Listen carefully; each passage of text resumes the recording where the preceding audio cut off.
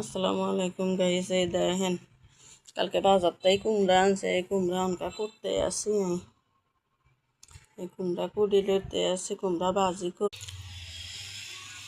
Guys. আমি গ্যাসে দিয়েছিলাম, গ্যাসে দিই হলুদ মরিচ তেল রসুন পাতানি ছেঁচি দিই বইয়েছি। যে এই গ্যাসে হইতো না, এর লেগে আমি চুলাত লই আইছি। উল্টা মরিচের গন্ধ যায় না, গ্যাসের যে আগুন একেবারে নিয়ম নিয়ম আগুন, এরকম আগুন দিয়ে কি রানলে ভাল লাগেনি। তরি তরকারি দিতে আছে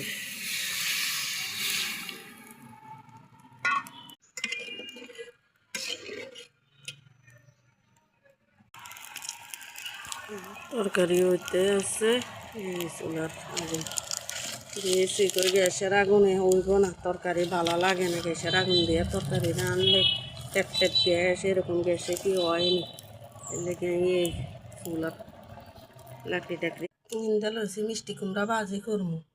এই রসুন পেঁয়াজ কাটতে লইছি, হলুদ লবণ টবণ সব দিয়ে একটা বাড়ি করে লই আইছি।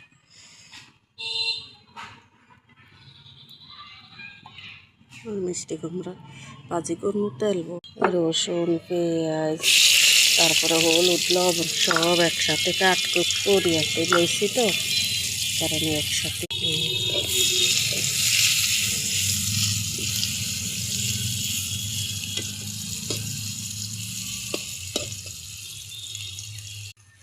হইতে আছে। অল্প দিয়েছি মিষ্টি কুমড়া।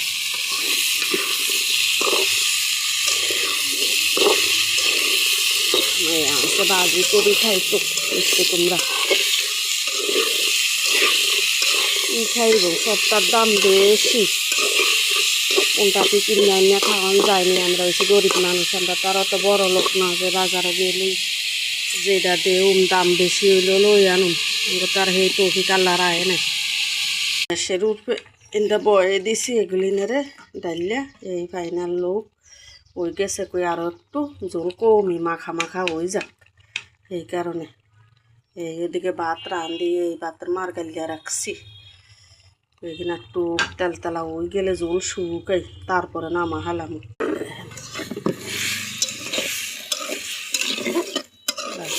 বইয়ে দিয়েছি লাকড়ির চুলা, তো লাকড়ির চুলা হাত হাত করিয়া দৌড়িয়া জগুমুল টানিয়া যায়, পোড়া যায়।